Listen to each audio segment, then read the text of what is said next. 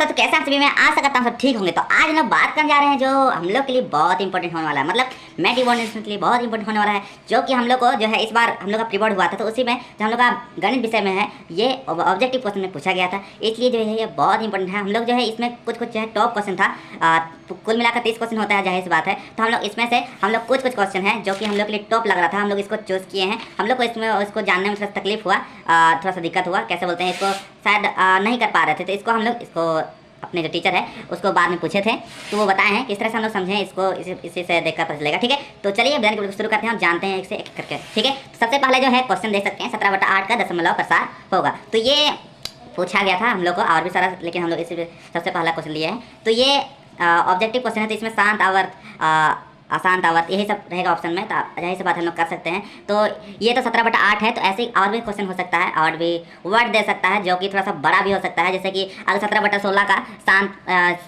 शांत है कि नहीं, अशांत है कि नहीं, 17/10 ऐसे करके पूछ देगा ये दशमलव प्रसार शांत होगा या अशांत होगा, तो इसको कैसे ये कर सकते हैं। तो इसके लिए भी सेम ट्रिक है, हम लोग को इसी का लागू करके हर ये का बना सकते हैं। ठीक है, तो यहाँ पर हम लोग क्या करेंगे, इसका गुणनखंड निकाल देंगे। तो सबसे पहले गुणनखंड निकालेंगे 17 और 17 का ऊपर अंश का और नीचे हर का भी। तो ऊपर का कुछ भी हो हमें फर्क नहीं पड़ता है, 1 × 17 वही होगा, जाहिर सी बात है। 17 का निकालेंगे तो, और नीचे 2 × 2 करेंगे 8 का तो होगा। फिर इसको ऊपर वाला को हम लोग सिर्फ 17 ही लिख सकते हैं, 1 × 17 ही लिख सकते हैं, या फिर सिर्फ 17 ही लिख सकते हैं। ऊपर वाला हमें फर्क नहीं पड़ता है कितना हो, नीचे देखा जाता है, नीचे हर। ठीक है, हर देखा जाएगा, तो इसमें 2 का पावर 3 लिख सकते हैं।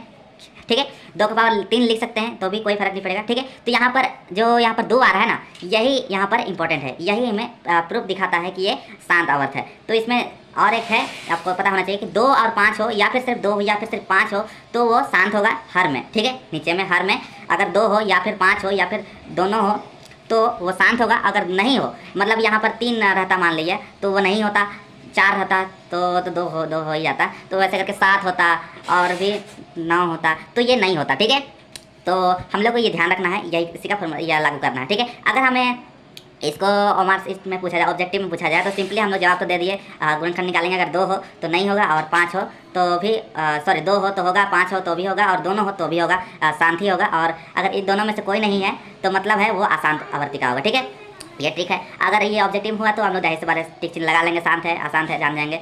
अब हमें क्या करना है, इसको अगर मान लिया 2 नंबर का पूछा है, 2 अंक जो होता है, या फिर 3 नंबर का पूछता है, तो हम लोग इसको क्या कर सकते हैं, पहले जो है 17 के गुणनखंड जो है निकाल लिए, 1 × 17 कर दिए, फिर जो भी है देख सकते हैं। उसके बाद इसको जिस तरह से बनाया तो उसको कर लेते हैं। उसके बाद क्या करेंगे, अतः 17/8 के गुणनखंड में इसका हर 2 है, अतः यह शांत आवर्ती होगा। ठीक है, अगला देखेंगे, अगला क्वेश्चन, समीकरण युग्म x + y = 6 और x - y = 2 का हल है।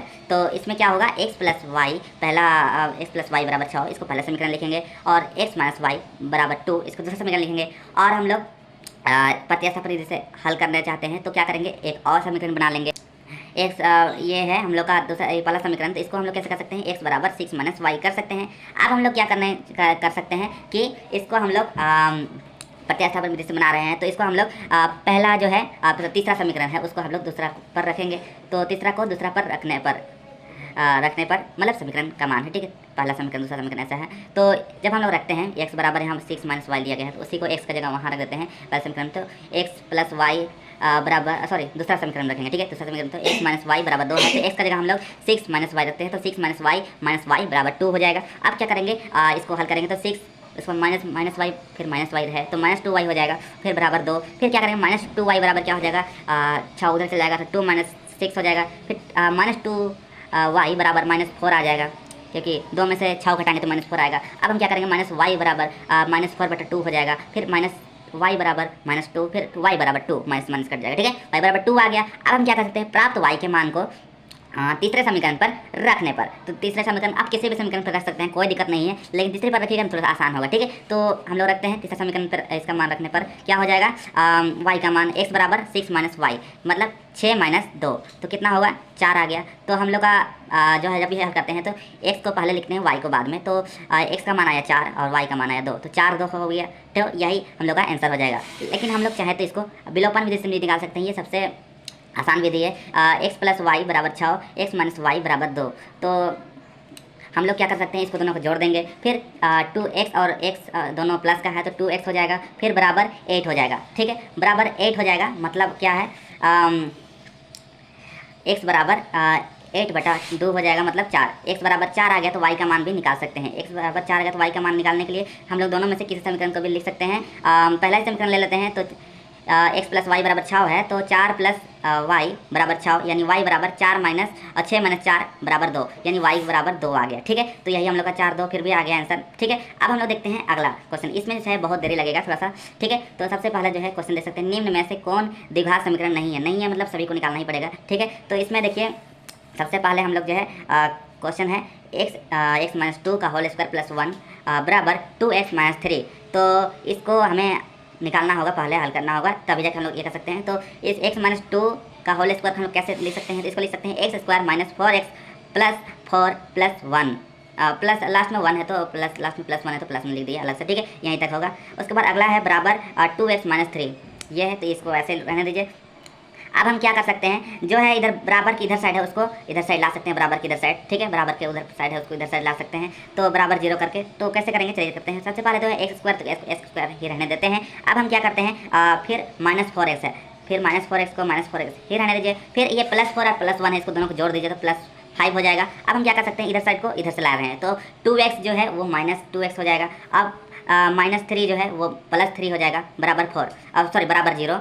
अब हम क्या कर सकते हैं, यहाँ पर देखा जाए तो एक्स स्क्वायर का तो कोई जो सेम मूला नहीं मिल रहा था, एक्स स्क्वायर को एक्स स्क्वायर ही रहने देंगे। और यहाँ पर माइनस 2x है और यहाँ पर माइनस 4x है और यहाँ पर माइनस 2x है, दोनों सेम दिख रहा है। तो हम लोग इसको दोनों को जोड़ सकते हैं, ये भी माइनस है ये भी माइनस है, लेकिन चिन्ह हमेशा माइनस रहता है, आपको पता ही होगा। तो माइनस 2x और माइनस 4x और माइनस 2x को जोड़ेंगे तो 6 आएगा, लेकिन माइनस 6x आएगा। ठीक है, माइनस 6x आएगा, मतलब है यहाँ पर माइनस 6 लिखेंगे, उस पर प्लस क्या करेंगे, यहाँ पर दोनों प्लस में है, ये भी 5 भी प्लस में है 3 भी प्लस में है, तो दोनों प्लस में है तो दोनों को जोड़ देंगे तो प्लस 8 हो जाएगा, बराबर 0। मतलब x square minus 6x plus 8 बराबर 0। ये जो दिख रहा है हमें पूरी द्विघात समीकरण ही दिख रहा है। देख सकते हैं द्विघात समीकरण में सबसे पहला जो होगा वो 2 घात होगा इसका, तो देख सकते हैं यहाँ है, तो ये द्विघात समीकरण है। फिर अगला जो देखते हैं वो देखते हैं दूसरा x फिर इंटू एक्स प्लस 1 प्लस 8 बराबर x plus 2 into x square minus 2।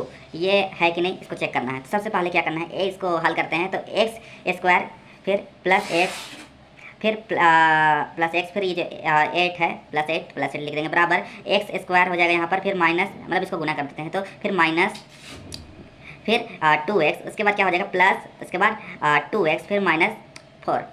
ठीक है, अब हम क्या करते हैं, इसको हल करते हैं। तो यहाँ पर देखिए एक्स स्क्वायर से एक्स स्क्वायर, ये भी यहाँ बराबर के उधर साइड जो है कट जाता है, कुछ है। यहाँ पर एक्स स्क्वायर है तो यहाँ भी एक्स स्क्वायर है, तो इसको काट सकते हैं, काट दिए। अब हमें देखता है और क्या कट रहा है, हाँ यहाँ पर प्लस का 2x है, यहाँ पर माइनस का 2x, तो दोनों को भी काट सकते हैं। अब क्या क्या बचा हमारे पास, x बचा है, इसको लिख दिएंगे, फिर प्लस 8 बचा है, प्लस 8 लिख दीजिए। उसके बाद क्या बचा है हमारा बराबर, हाँ बराबर 4 बचा है, तो उधर से बराबर 4 माइनस 4 है ना, हाँ तो माइनस 4 रहने दीजिए। अब हम क्या कर सकते हैं, अब हम इसको सिंपली लिख सकते हैं x प्लस 8, फिर उधर जाके माइनस 4 है, उसको हम लोग इधर ला सकते हैं, बराबर इधर लाएंगे तो प्लस का 4 हो जाएगा, फिर बराबर 0 है, तो x को तो x ही रहने देंगे, प्लस क्या करेंगे 8 और 4 दोनों प्लस में है, दोनों को जोड़ देंगे तो 12 हो जाएगा, x प्लस 12 बराबर 0। जो कि देख सकते हैं ये समीकरण तो है लेकिन द्विघात समीकरण नहीं है, तो ये नहीं है। ठीक है, वैसे तो इसके अलावा और हमें सॉल्व करने की जरूरत नहीं है, क्योंकि इसमें एक ही जो होगा और मार्कशीट में एक ही होता है ऑब्जेक्टिव में, जो कि सही ऑप्शन होता है। लेकिन फिर भी आप लोग चाहते हैं तो कर सकते हैं, कोई दिक्कत नहीं है। हम लोग समझ में आ गए तो यही नहीं है। ठीक है, ये नहीं है हम लोग का द्विघात समीकरण। फिर भी हम लोग अगला भी देख लेते हैं, तो देखते हैं अगला क्वेश्चन। ठीक है, अगला क्वेश्चन जो देख सकते हैं, यदि द्विघात समीकरण एक्स स्क्वायर माइनस के एक्स माइनस 10 बराबर 0 के मूल माइनस 2 हो तो k का मान होगा। तो सबसे पहले जो है इसमें जो दिया गया है, मतलब जो समीकरण दिया गया है उसको लिख लीजिएगा, एक्स स्क्वायर माइनस के एक्स माइनस 10 बराबर 0। उसके बाद मूल दिया गया है, मतलब x का मान दिया गया है। ठीक है, x बराबर -2 दिया गया है। तो हमें क्या करना है, x का जगह पे जहाँ जहाँ भी समीकरण में x है उसका जगह -2 लगा देना है, बस आंसर आ जाएगा। जैसे देख सकते हैं एक्स स्क्वायर दिया गया है तो -2 का स्क्वायर लिख देंगे, उसके बाद माइनस के एक्स, यानी के को गुना करना है माइनस के को गुना करना है -2 से। उसके बाद -10 दिया गया है, फिर बराबर 0 दिया गया है।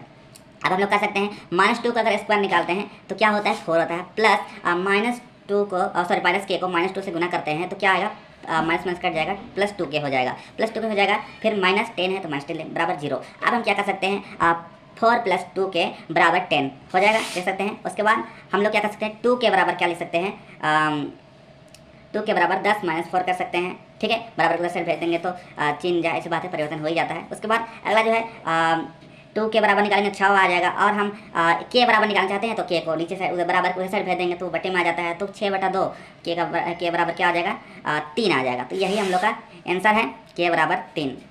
ठीक है, तो ये बहुत ही आसान था, हम लोग आसानी से इसको कर पाए। अब हम लोग देखते हैं अगला जो है, अगला है आकृति में DE पहला लाइन BC है तो EC का मान है, तो इसको कैसे निकालते हैं चलिए जानते हैं। तो इसके लिए सिंपल है, एक पहले से है आकृति दिया गया है उसको देख लीजिएगा। एक त्रिभुज है जिसमें से जो है यहाँ पर DE खींचा गया है, ठीक है, DE खींचा गया है, और जो है AD का मान दिया गया है वो है 1 सेंटीमीटर, और DB का मान दिया गया है वो है 2 सेंटीमीटर, और AE का मान दिया गया है 1.5 सेंटीमीटर जो भी है 1.5 सेंटीमीटर। ठीक है, अब EC हमें याद करना है, यहाँ पर कुछ नहीं है तो EC ही मान सकते हैं या फिर हम लोग X मान सकते हैं इसको। ठीक है, तो थेल्स फार्मूला आप सभी को पता ही होगा कि AD बटा DB जो होता है बराबर AE बटा AC होता है, ये तो आपको पता ही होगा। तो यहाँ पर AD जो दिया गया है वो है 1 सेंटीमीटर और DB दिया गया है वो है 2 सेंटीमीटर। तो AD बराबर और जो है क्या दिया गया है, हाँ AE दिया गया है 1.5 मीटर या फिर 1.5 सेंटीमीटर। ठीक है, 1.5 हम लोग उसी को बोल रहे थे। अब हम लोग क्या कर सकते हैं, आसानी से निकाल सकते हैं इसको, और बटे में जो है हम लोग का EC नहीं दिया गया था, हम लोग EC मान सकते हैं या फिर X मान सकते हैं। X लिए अब हम क्या करते हैं, आसानी से X का मान निकाल सकते हैं, 1.5 से गुना कर दीजिए तो X बराबर क्या आ जाएगा 1.5 गुना 2 बराबर 3.0 सेंटीमीटर, यही हो जाएगा हम लोग का 3 सेंटीमीटर पूरा पूरी, जीरो का पॉइंट के बाद जीरो में आ जाए तो क्या मान होगा उसका। ठीक है, तो 3 सेंटीमीटर इसका आंसर हो जाएगा। अब हम लोग देखते हैं अगला क्वेश्चन है, त्रिभुज ABC में AB बराबर 6√3 सेंटीमीटर, AC बराबर 12 सेंटीमीटर और BC बराबर 6 सेंटीमीटर है, कौन B है, कौन B का मान निकालना है। तो सबसे पहले जो है त्रिभुज एक बना लेना होगा सबसे पहले, तो उसके बाद नाम दे देते हैं ABC। ठीक है, अब AB दिया गया है 6√3, BC दिया गया है 6 सेंटीमीटर और AC दिया गया है 12 सेंटीमीटर। ठीक है, हमें क्या करना है, कौन B निकालना है, मतलब यहाँ पर। ठीक है, तो B निकालना है, B का मान कौन B निकालना है, तो कैसे निकालेंगे, यहाँ पर लंब है और यहाँ पर आधार है, जाहिर सी बात है लंब है ही आधार है हम लोग को पता है, तो हम लोग आसानी से निकाल सकते हैं। ऐसा किस में होगा, लंब और आधार जिसमें दोनों आए, तो हम लोग 10 में ले सकते हैं जिसमें दोनों होता है, दोनों आता है, लंब बटा आधार, तो जाहिर सी बात हम लोग निकाल सकते हैं। तो यहाँ पर आधार, तो लंब हमें 6√3 सेंटीमीटर दिया गया है और बटे में आधार दिया गया है 6 सेंटीमीटर। ठीक है, तो इसको हम लोग काटते हैं 6 से, तो 6 कट जाएगा और √3 बच जाएगा, तो 1/√3 तो हो जाएगा 10, मतलब tan थीटा बराबर √3, tan थीटा √3 कितना होता है, तो कितना डिग्री पे आता है √3, तो वो हमें पता है 60 डिग्री पे आता है, पता है, तो यही हो जाएगा हम लोग का 10, इसमें सही ऑप्शन हो जाएगा। अब हम लोग देखते हैं अगला क्वेश्चन। अगला है हम लोग का उतना अगर हम लोग इसको पहले से ही बता चुका था, लेकिन तो भी हम लोग को थोड़ा सा दिक्कत हो गया था, हम लोग नहीं कर पा रहे थे, हम लोग भूल गया था। ठीक है, इसमें बिंदुओं 2, 4 और 6, 8 को मिलाने वाले रेखाखंड का मध्य बिंदु का निर्देशांक है। तो मध्य बिंदु का निर्देशांक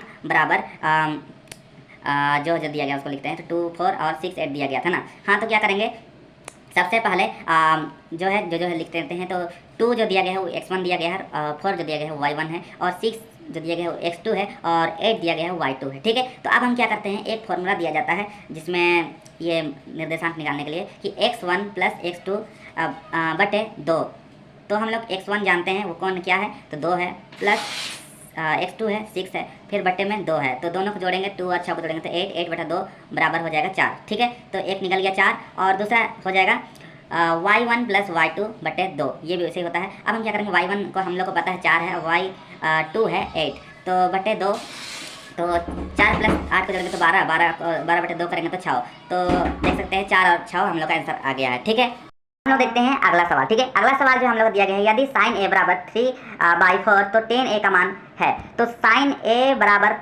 3/4 दिया गया है, इसका मतलब है कि P/H यानी लंब बटा कर्ण दिया गया है, लंब दिया गया है और कर्ण दिया गया है। तो हम लोग लंब क्या होता है, लंब दिया गया है, लंब बराबर 3 और कर्ण बराबर 4 दिया गया है। ठीक है, तो हम लोग जाहिर सी बात है अब हम लोग 10 भी निकाल सकते हैं, मतलब हमें क्या निकालना है, 10 में जरूरत होता है हमें आधार का, तो आधार भी हम लोग निकाल सकते हैं आराम से। 10a यानी लंब बटा आधार निकालना है, तो लंब तो पता है 3 है, लेकिन आधार पता नहीं है, तो आधार निकालना पड़ेगा। चलिए आधार निकाल लेते हैं। तो जाहिर सी बात है आप सभी को एक सूत्र तो पता होगा, h² बराबर b² + p²।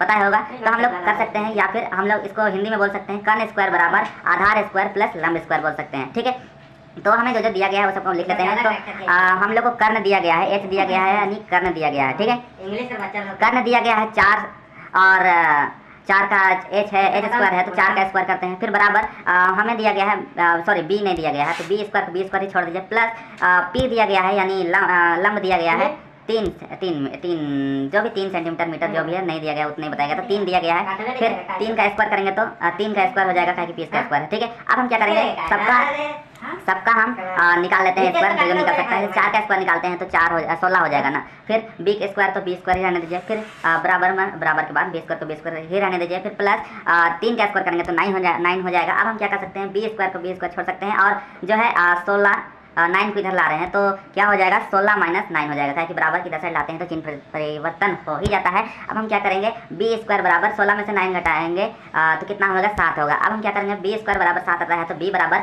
√7 आ जाएगा। ठीक है, तो √7 आ गया, मतलब बी यानी आधार बराबर क्या हो गया हम लोग का √7। ठीक है, √7 आ गया, मतलब हम अब निकाल सकते हैं 10 पूछा है तो जाहिर सी बात है लंब बटा आधार पूछा है, तो लंब क्या हो जाएगा इसका, 3 √7 हो जाएगा। ठीक है, तो यही हम लोग का आंसर हो गया। अब हम लोग देखते हैं अगला सवाल। तो अगला है हम लोग का, यदि √2 cos थीटा बराबर 1 तो कौन तो थीटा का मान बताना है। ठीक, थीटा का मान है ये बताना है, ये क्या होगा। तो हम लोग जाहिर सी बात है, हम लोग शुरू में इसको देखे थे ना तो कंफ्यूज हो गए थे, इसको उतना गौर से कभी नहीं देखे थे आंसर ऐसा क्वेश्चन, मतलब खासकर हम लोग को शायद इसको बताया ही गया होगा, क्या कि इतना पढ़ाई हो चुका है तो बताया गया, लेकिन हम लोग ध्यान नहीं दिए होंगे तो इसको कंफ्यूज हो गए थे। बाद में जब हम लोग बच्चा होने के बाद सर को पूछे तो सर ने बताया, तो बहुत ही आसान था, हम लोग इसको नहीं जान रहे थे। सबसे पहले जो दिया गया है उसको लिख लेते हैं एक बार, √2 cos थीटा बराबर 1 दिया गया है। तो हम लोग क्या कर सकते हैं, यहाँ पर √2 जो है चाहे से पता चल रहा है कि ये गुना में है, cos थीटा का गुना में है, तो इधर जाके बराबर उधर साइड भेजेंगे तो क्या हो जाएगा, वो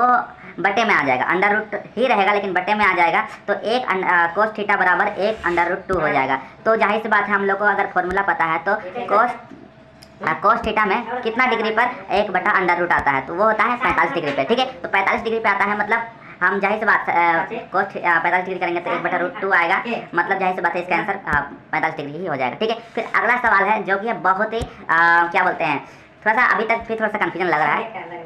ठीक है, अभी तक थोड़ा कन्फ्यूजन लग रहा है, ये थोड़ा सा पूछ लिया था, लास्ट क्वेश्चन है, थोड़ा सा इंपॉर्टेंट है तो फिर बता दिया गया था, शायद देखते हैं जानते हैं कि नहीं। तो ओ केंद्र वाले वृत्त में PT तथा TQ वृत्त की 2 आसपास इस प्रकार है कि कोण POQ बराबर 80 डिग्री तो कोण PTQ बराबर है। तो इसमें जो है हम लोग को कंफ्यूज कर दिया गया था कि हम लोग इसको बताया गया था तो अभी हम लोग इसको भी ध्यान नहीं दे पाए, तो उस समय बताया गया था, उसमें जब अच्छा मैं उसके बाद ही ध्यान आया। तो इसमें जो है एक वृत्त दिया गया है, ठीक है, आप देख सकते हैं चित्र के अनुसार। अब यहाँ पर एक बिंदु है, इसको केंद्र बोलते हैं हम लोग, इसको O मान लेंगे, और यहाँ पर 2 आसपास रेखा खींचेंगे। ठीक है, 2 आसपास रेखा, एक PQ खींचते हैं और एक TQ। ठीक है, ये दोनों को जोड़ देंगे। ठीक है, दोनों को जोड़ देंगे, यहाँ Q को भी O से जोड़ देंगे और T को भी O से जोड़ देंगे। अब हम क्या करेंगे, एक बीच में एक और रेखा खींचेंगे जिसको हम केंद्र से जोड़ देंगे, O से जोड़ देंगे तो एक PO भी बन जाएगा। अब हम क्या कर सकते हैं, यहाँ पर दिया गया है हम लोग को, क्या दिया गया है, हाँ, कोण POQ दिया गया है, वो दिया गया है 80 डिग्री। 80 डिग्री दिया गया है, मतलब जाहिर सी बात है